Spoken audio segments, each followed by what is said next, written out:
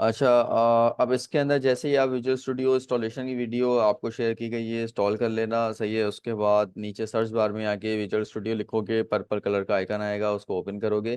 जब ओपन करोगे तो इस तरीके की विंडो आएगी, सही। आपके पास, क्योंकि आप लोगों ने कोई प्रोजेक्ट प्रीवियस नहीं किए होंगे, तो लेफ्ट साइड पे कुछ नहीं आ रहा होगा। आपने क्लिक कर देना है क्रिएट न्यू प्रोजेक्ट के ऊपर। लेफ्ट साइड पे मेरे पास भी इसलिए आ रहा है क्योंकि मैंने डिफरेंट प्रोजेक्ट्स क्रिएट किए हैं, सही है। आप यहाँ पर लिखोगे सर्च बार के अंदर कंसोल एप्लीकेशन, सही है। कंसोल एप्लीकेशन लिखोगे, लेकिन कंसोल एप्लीकेशन वो खोलोगे जिसके साथ लिखा हुआ .NET फ्रेमवर्क, सही है। ये ध्यान में रखना, एक नॉर्मल कंसोल एप्लीकेशन है, एक है .NET फ्रेमवर्क वाली। तो आपने .NET फ्रेमवर्क पर क्लिक करना है, नेक्स्ट करना है। देन आपसे वो एप्लीकेशन का नाम पूछेगा। फॉर एग्जाम्पल हम लिख देते हैं फर्स्ट प्रोग्रामिंग एक्सरसाइज। उसके बाद आपसे पूछेगा कहाँ सेव करना है। हम सिंपल इसका पाथ वगैरह देख लेते हैं। मेरा ख्याल है JTC क्लासेस कोर्सेस में भी।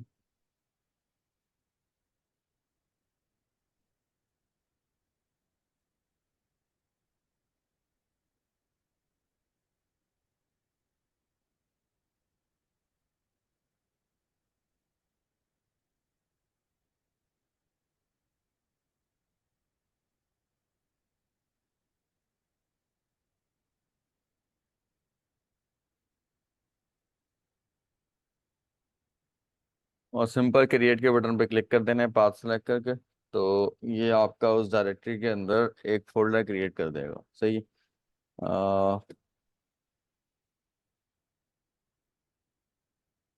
फोल्डर क्रिएट होने के बाद कुछ इस तरीके का आपके पास व्यू ओपन हो जाएगा। ये रहा, सही है। अब इसमें ऊपर क्या लिखा है, नीचे क्या लिखा है, ये आपके कंसर्न की चीज़ नहीं है। ये हम जब थोड़े सा एडवांस होंगे तब इनको आपको बताया जाएगा।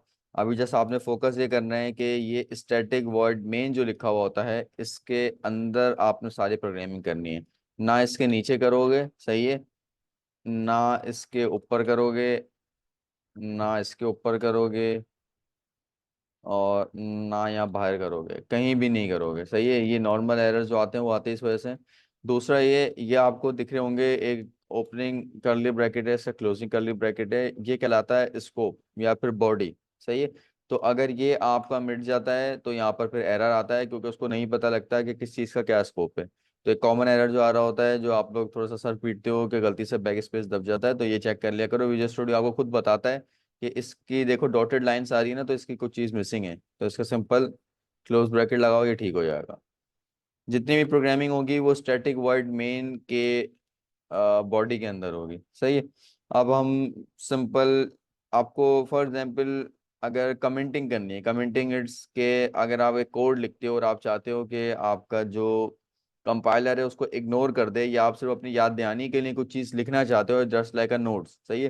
तो आप दबाते हो डबल फॉरवर्ड स्लैश, और कुछ भी लिखना चाहते हो। फॉर एग्जांपल हम यहाँ पे लिख देते हैं कि हम बना रहे हैं कि इलेक्ट्रिक प्रोग्राम, सही है।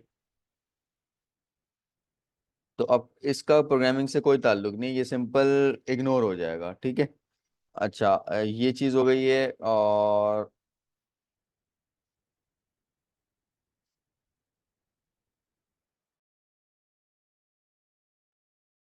अब यहाँ से असल आप प्रोग्रामिंग अपनी स्टार्ट करोगे, सिंपल, सही है। इसके अंदर आप हमने वेरिएबल जिस तरह डिक्लेयर किए हैं इसी तरह करेंगे। फॉर एग्जांपल हमने लिखा इंट, उसके बाद एक वेरिएबल का नाम लिख लेते हैं, हमने लिखा यूनिट प्राइस, सही है। फॉर एग्जांपल 25 रुपये का एक यूनिट है हमारा, ठीक है। उसके बाद हमने लिखा इंट, और फिर आप लिखोगे कितने टोटल यूनिट है, या फिर आप लिखोगे यूनिट्स कंज्यूम। फॉर एग्जांपल इस महीने 100 यूनिट चला है, ठीक है।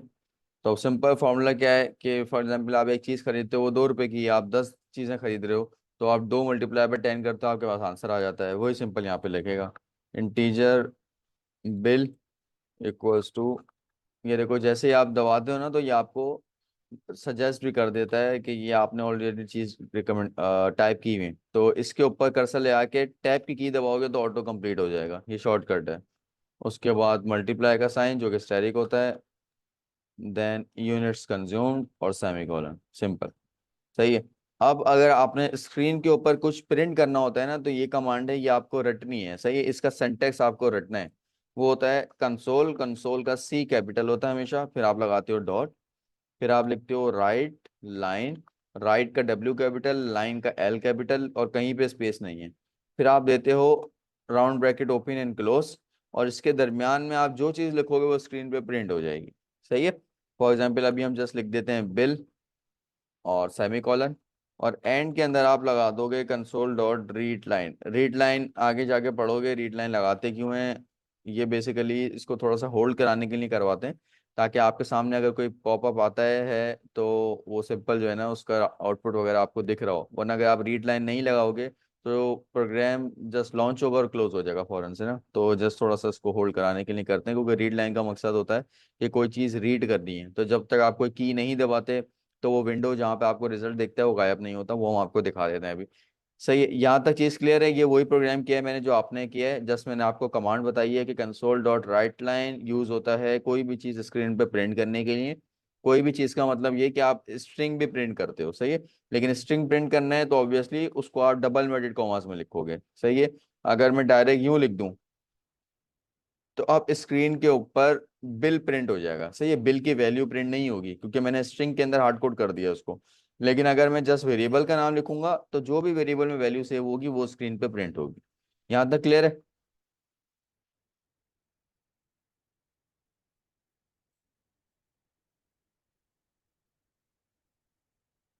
सही है भाई, सबको क्लियर है। तो अब ऊपर आपको यहाँ पे स्टार्ट का बटन दिख रहा है, सिंपल स्टार्ट के बटन के ऊपर क्लिक कर दो, आपके पास एक विंडो लॉन्च हो जाएगी। मे बी आपको इसमें ना दिख रहा हो, मैं स्क्रीन शेयर कर देता हूँ दोबारा से आपके पास। ये सही है, ये देखो, ये आपके पास कंसोल ओपन होता है। इसमें 2500 ही बनता था क्योंकि यूनिट प्राइस था 25, यूनिट्स कंज्यूम हुए 100, 100 मल्टीप्लाई बाय 25, 2500। ठीक है, ये सिंपल आपके पास आउटपुट आई है। इसको हम बंद करते हैं और वापसी चलते हैं हम अपनी स्क्रीन के ऊपर। अब किसी का क्वेश्चन है तो जल्दी से पूछो, फिर नेक्स्ट प्रोग्राम बनाएं।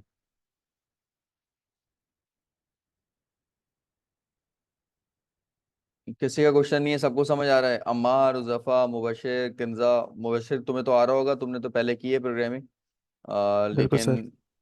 अम्मार, हुज़ैफा, आप लोग के लिए तो थोड़ा सा पूछना है क्योंकि आप लोग की क्लास भी पहली है ये। पिछली वीडियो देखोगे देन ये वाली देखोगे ना, पिछली वीडियो में मैंने जस्ट आप लोग को लिखना बताया था, सेंटेक्स वगैरह समझाया था। सही है, उसके बाद फिर मैंने असाइनमेंट दिया था आप लोग को, वो आप लोग की सेंटेक्स की प्रैक्टिस के लिए था। और अब हम एक्चुअल प्रोग्रामिंग कर रहे हैं कि आप किसी कोड एडिटर के ऊपर किस तरीके से ओपन करके रियल लाइफ प्रोग्रामिंग करते हो। तो अभी मैं आप लोग को वो समझा रहा हूँ, क्योंकि आप लोगों ने जो प्रोग्रामिंग करनी है विजुअल स्टूडियो पे करनी है। सही है उज़ैफा, समझ आ रहा है।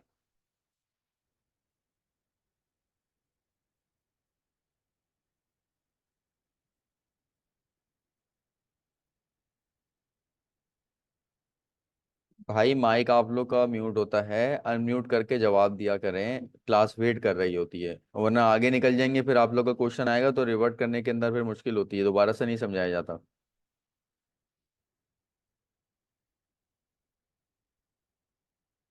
अम्मार तुम्हें भी समझ आ रहा है, किंजा आपको भी समझ आ रहा है सारा। जी सर, अभी तक क्लियर है। ये सी वाला सिंटैक्स इस्तेमाल हो रहा है इसमें। ठीक है, परफेक्ट। सही है, किंजा आपको समझ आ रहा है।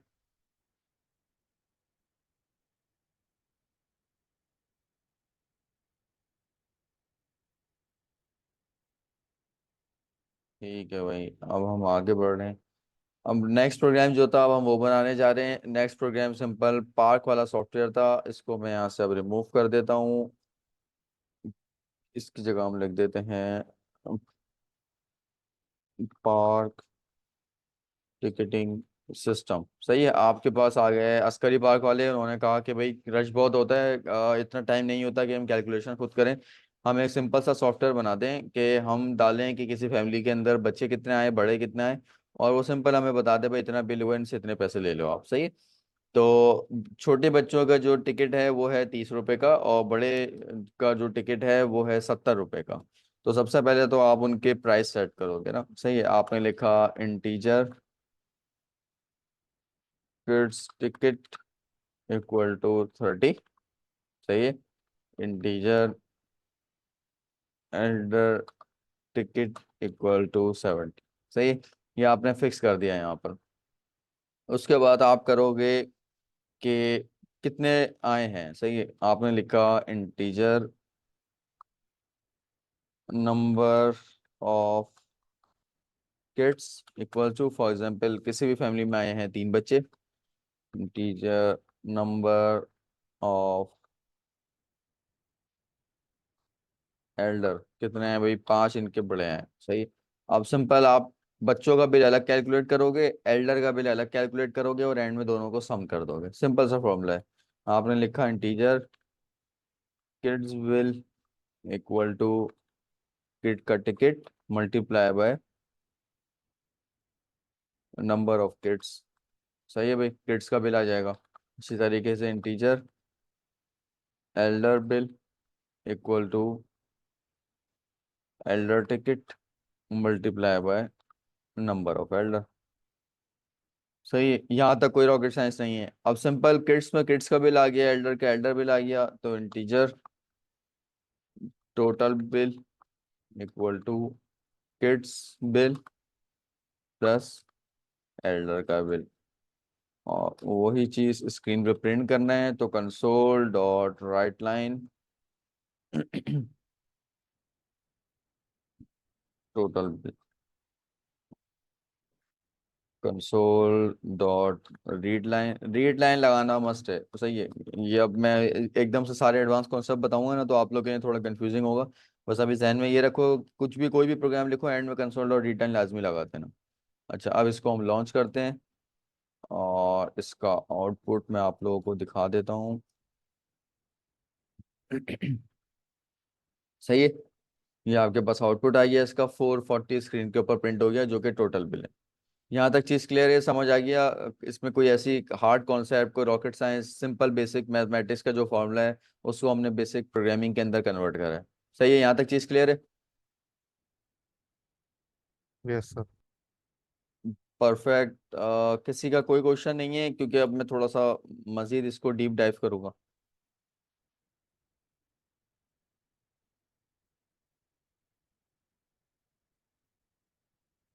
सही है भाई, आप लोग का कोई क्वेश्चन नहीं है, then let's move towards next topic, जो कि है कॉनकैटिनेशन। सही है। कॉनकैटिनेशन, फॉर एग्जांपल आपने, अच्छा देखो, अब एक चीज है इसके अंदर, इंटीजर को तो आप जब ऐड करते हो ना, तो इंटीजर सिंपल 2 नंबर्स को ऐड कर देगा। सही है। लेकिन स्ट्रिंग जो कि अल्फा न्यूमेरिक डेटा टाइप है, उसके साथ अगर आप प्लस का साइन यूज करते हो, सिर्फ प्लस का ही अलाउ है। सही है। माइनस, मल्टीप्लाई, डिवाइड ये आप स्ट्रिंग के साथ यूज नहीं कर सकते, लेकिन प्लस कर सकते हो। प्लस का साइन यूज करते हो तो वो उसके ऊपर कोई अर्थमेटिक ऑपरेशन परफॉर्म नहीं करता। वो जस्ट ये करता है कि वो दोनों स्ट्रिंग जिनके दरमियान आप प्लस का साइन यूज कर रहे हो, उन दोनों को जोड़ के लिख देगा। इसकी एक छोटी सी मिसाल यहीं पर ले लेते हैं। मैंने यहाँ पर लिखा स्ट्रिंग, वेरिएबल का नाम लिखा फर्स्ट वर्ड इक्वल टू, हमने देखा था कि स्ट्रिंग के अंदर कोई भी वैल्यू डालते हो आप, तो वो डालते हो डबल इनवर्टेड कॉमास में। मैंने लिखा पाकिस्तान, और फिर मैंने इसका लास्ट वर्ड इक्वल टू जिंदाबाद। सही है। अब मैं लिखता हूँ string slogan equal to first word plus last word, और स्क्रीन के ऊपर मैं प्रिंट करा दूँ स्लोगन को। सही है। तो लेट्स सी,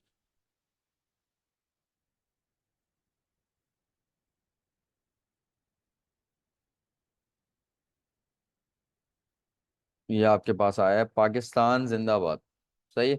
इसने क्या करा, दोनों वर्ड्स को मिला के लिख दिया। अब आपके ऊपर है, आप जितने वर्ड्स मिलाना चाहते हो, जितने वर्ड्स जोड़ना चाहते हो, सब के सब इस तरीके से आप प्लस का साइन डाल के ऐड कर सकते हो। सही है। लेकिन वो क्या करेगा, कॉनकैटिनेट करेगा। This is called concatenation.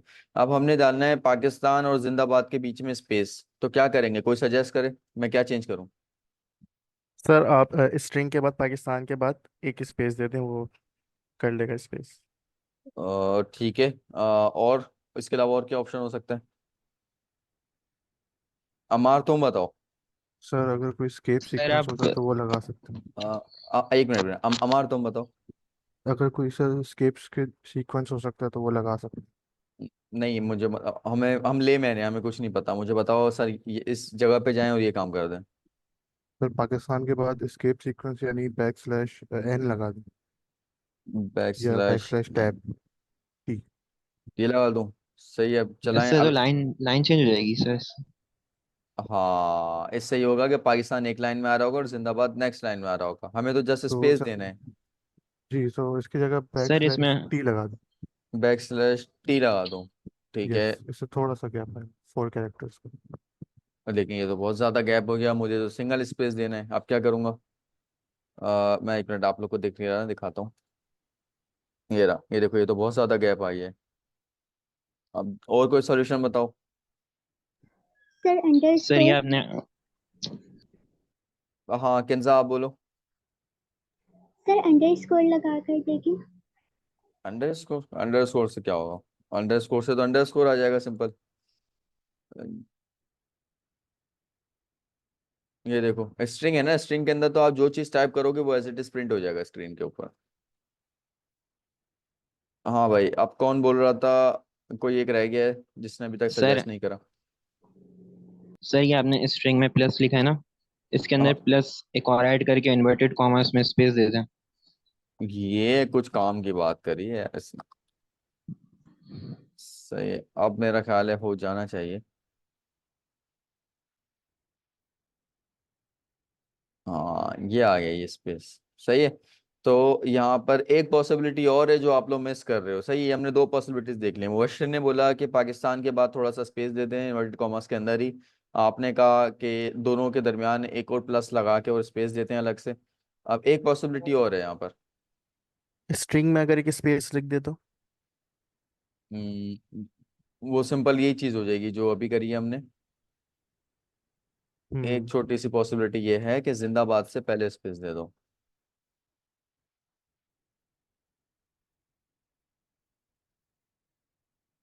सही है, ये आ गया स्पेस।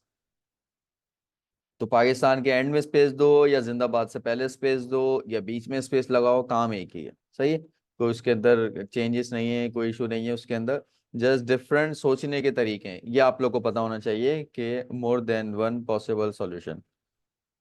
सही है, ये चीज आ गई। अच्छा, अब हमने कॉन्केटिनेशन पढ़ लिया, अब कॉन्केटिनेशन को हम मर्ज करते हैं, जो कि अभी हमने अपना प्रोग्राम बनाया है। सही है, तो वापसी प्रोग्रामिंग की साइड पे चलते हैं और इसको कंट्रोल जेड करके वापसी चलते हैं पीछे थोड़ा सा।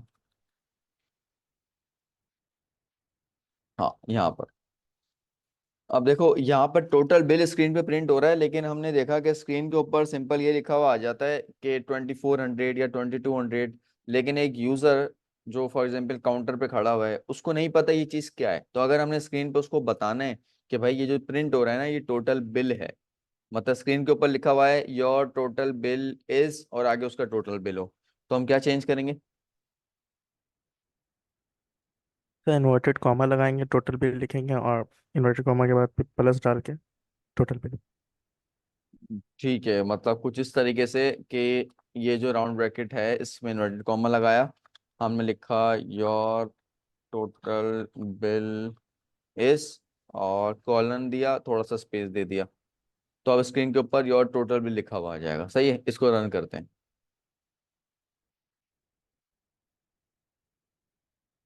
ये आ गया, योर टोटल बिल इज 440। अब देखो स्ट्रिंग में जो चीज मैंने लिखी थी ना, यानी डबल इन्वर्टेड कॉमास में, वो चीज एज इट इज प्रिंट हुई है। ये आपको याद रखने वाली चीज है, जो नॉर्मल बच्चे मिस्टेक करते हैं वो यही करते हैं कि जो टोटल बिल वेरिएबल है उसको भी डबल इन्वर्टेड कॉमास में डाल देते हो। सही है, करके देखते हैं इसको भी भाई। इसको हम वापसी यहाँ पर चलते हैं और प्रोग्राम को बंद करके यहाँ से मैं डबल इन्वर्टेड का प्लस वगैरह में कुछ भी नहीं लगा रहा, सिंपल सारी चीज़ें मैंने लिख दी डबल इन्वर्टेड कॉमास के अंदर। और अब मैं उसको अगर लॉन्च करता हूँ, ये देखो, अब total bill as it is screen पर प्रिंट हो गया, क्योंकि स्ट्रिंग में डबल इन्वर्टेड कॉमास में जो चीज़ आप लिखोगे उसकी कोई वैल्यू वगैरह काउंट नहीं होती, वो सिंपल स्ट्रिंग पे वो करेक्टर जाके प्रिंट कर देता है। तो टोटल बिल को वो एज अ करेक्टर ट्रीट कर रहा है। लेकिन टोटल बिल क्या है आपका, एक वेरिएबल है।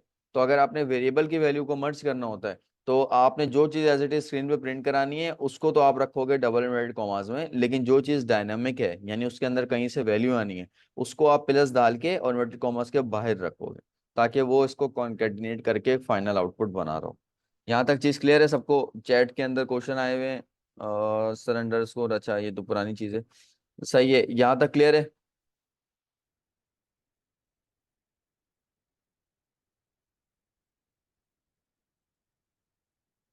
Mubashar yes sir, Kinza yes sir, सही है। अमार और जफा मैं एक्सपेक्ट करता हूँ आप लोग को भी क्लियर होगा। यस सर, सही है, क्लियर है। Yes sir, clear.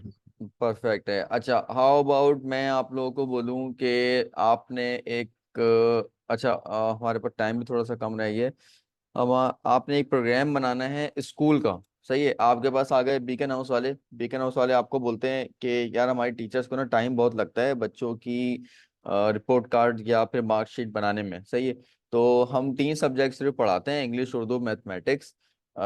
उसमें टोटल मार्क्स जो होते हैं एक सब्जेक्ट के वो होते हैं 50। सही है, तो आप सिंपल हमें ये प्रोग्राम बनाकर दे दें कि हम 3 सब्जेक्ट के मार्क्स एंटर करें उसके अंदर, वो हमें परसेंटेज बता दे और स्क्रीन पे लिखा हुआ आ जाए your total marks was this, you got your obtained marks is this and your total percentage is this. 3 चीजें स्क्रीन के ऊपर आ जाएं कि फॉर एग्जांपल 50 मार्क्स का एक पेपर है तो 3 मार्क्स 3 पेपर के हो गए टोटल 150, और उसने एक पेपर में लिए 10, एक पेपर में लिए 20, दूसरे पेपर में लिए 30, तो टोटल ऑब्टेन्ड मार्क्स उसके हो गए 60।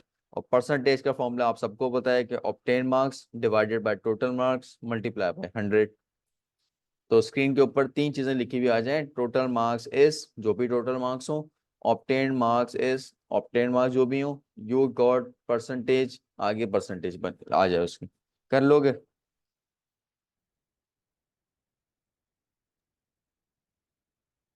Yes sir. सर फार्मूला बताएगा ऑपरेंड मार्क्स। किसका फॉर्मूला बताऊं परसेंटेज का? हाँ। Obtain marks divided by total marks, और इसका जो भी आंसर आता है उसको आप मल्टीप्लाई करते हो 100 के साथ। Thank you sir. सर इसमें मार्क्स जो है वो इनपुट लेना है नहीं नहीं, हार्ड या कोड कर वो देना। पहले से, या नो नो नो नो? हाँ, जिस तरह अभी इनपुट पे हम जा नहीं रहे, इनपुट पे हम नेक्स्ट क्लास में जाएंगे। ये जिस तरीके से मैं यहाँ पे फिक्स कर देता हूँ ना वैल्यूज, अपने पास से फिक्स कर दो वैल्यूज, लेकिन 50 मार्क्स रहेंगे। सही है, कोई 100 मार्क्स नहीं लेना, कोई 70 मार्क्स नहीं लेना, 50 मार्क्स पे रखना। ये चीज कर लोगे? सही है। अच्छा दूसरा आप लोग ठीक है को मैं सर। बता देता हूँ, दूसरा आप लोग का प्रोग्राम है पिज्ज़ा वाला। सही है, आपके पास एक टाउन के अंदर आपके नई पिज्ज़ा शॉप खुली है, उन बेचारों के पास जो है पिज्ज़ा का पॉइंट ऑफ सेल नहीं है। वो आपके पास आते हैं, वो बोलते हैं भाई बड़े मासूम से लोग हैं हम, हमारे पास सिर्फ 3 तरीके का पिज़्ज़ा होता है, स्मॉल होता है, मीडियम होता है, लार्ज होता है। सही है। अच्छा देखो, अब जिस तरह मैं आपको बता रहा हूँ ना, रियल लाइफ में यही होता है। क्लाइंट आपके पास आता है, वो आपको प्रॉब्लम बताता है, वो अपना फ्लो बताता है, और आपको खुद सोचना होता है कि उसका क्या प्रपोज सॉल्यूशन होगा या उसका क्या प्रोग्राम आप बना कर दोगे। सही है, तो मैं एक पिज़्ज़ा का ओनर आया, मैंने कहा यार हमारे पास स्मॉल पिज़्ज़ा होता है, मीडियम होता है, लार्ज होता है। स्मॉल पिज़्ज़ा हम बेचते हैं 300 रुपीज़ का, मीडियम पिज़्ज़ा हम बेचते हैं 500 रुपीज़ का, और लार्ज पिज़्ज़ा हम बेचते हैं 700 रुपीज़ का। यानी सारे पिज़्ज़ा में 200 200 का डिफरेंस है। सही है, अब हमें आप एक सिंपल सा प्रोग्राम बना दो। हम यूज़र से पूछें कि आपने स्मॉल पिज़्ज़ा कितने ऑर्डर किए, फिर हम उससे पूछें मीडियम पिज़्ज़ा कितने ऑर्डर किए, फिर हम उससे पूछें लार्ज पिज़्ज़ा ऑर्डर कितने किए। जितने भी पिज़्ज़ा उसने ऑर्डर किए हों उसका हम टोटल बिल बता दें निकाल कर। कर लोगे ये भी? Yes sir. कोई है जो बोलता है कि सर मैं नहीं कर पाऊंगा? सर इसमें तो इनपुट लेना पड़ेगा ना, हमें नहीं बताने पड़ेंगे स्मॉल कितने, लार्ज कितने, मीडियम कितने। नहीं, अपने पास से फिक्स कर देना, 1 कर देना, 2 कर देना, 0 सही कर है। देना अपने पास से। सही है, कर लोगे? यस किसका सर। मैसेज आया है? सही है, मुबशर का भी आ गया है। ठीक है। अच्छा ये आप लोग के 2 प्रोग्राम हो गए हैं आज के। अब मुझे बताओ अभी तक जो हमने पढ़ा है या कोई प्रीवियस क्लास की क्यूरी है आपके पास तो उसको फिर रिजॉल्व करें।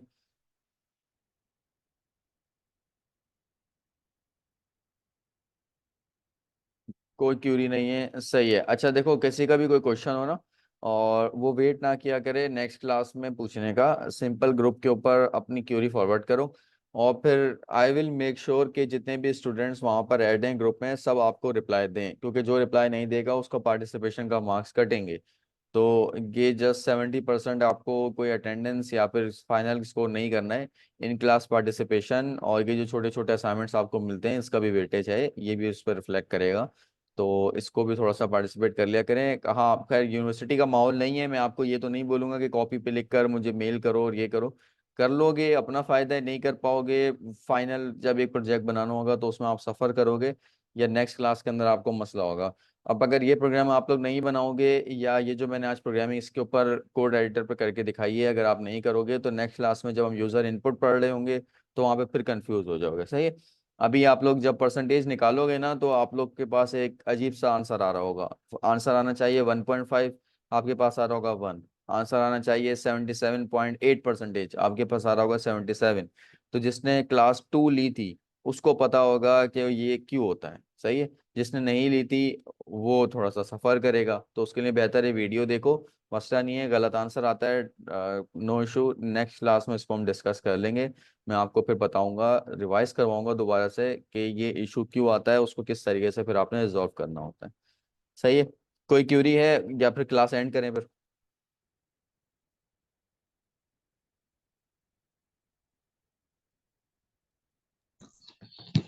सर इसमें फिर परसेंटेज के लिए तो वो फ्लोट लेंगे ना? आई डोंट नो, मैं तो क्लाइंट हूँ भाई, मैंने आपको रिक्वायरमेंट बताई है अपनी। सर डबल का क्या फंक्शन होता है? एक डबल भी होता है ना डेटा टाइप के अंदर? हाँ यार, डबल इंटीजर और फ्लोट का ना समझ लो मिक्सचर होता है। सही है। और मतलब रियल लाइफ में जब आपको डाउट होता है ना कि यहाँ पर आपका आंसर डेसिमल में आ सकता है इंटीजर में, तो फ्लोट नहीं यूज़ करते, आप डबल ही यूज़ करते हो। डबल में जिस तरीके की वैल्यू डालोगे वो उस तरीके का कंटेनर बैकग्राउंड में बना देता है। अगर आपने डबल ABC = 2 लिखा है तो double as an integer treat हो रहा होगा बैकग्राउंड में। अगर आपने लिखा है डबल ABC = 3.4 तो double as a float treat हो रहा होगा। तो ये है डबल, दोनों का मिक्सचर, इंटीजर और फ्लोट दोनों वैल्यूज आ जाती हैं इसमें। ठीक है सर, थैंक यू। ओके भाई, थैंक यू सो मच, अल्लाह हाफिज। सर एक क्वेश्चन था। जी सर। अ, सर ये डी क्यों लगाते हैं हम इस तरीके से? ये लगाना लाजमी है या फिर इसको हटा सकते हैं? डी किधर लगाया हुआ डी हमने? सर चैट चेक करिएगा इस पर। डबल पे हम डी नहीं या नहीं, एफ फ्लोट पे। डबल पे तो डी नहीं लगाते, सिर्फ फ्लोट पे एफ लगाते हैं। ठीक है सर। सही, डबल पे नहीं लगाते क्योंकि डबल तो खुद ऑटो पे डिटेक्ट कर लेता है ना। फ्लोट को आपको बताना पड़ता है भाई ये फ्लोटिंग वैल्यू मैं आपके अंदर डाल रहा हूँ एक्सक्लूसिवली। ठीक है सर, थैंक यू। सही है। चलो भाई, अल्लाह हाफिज।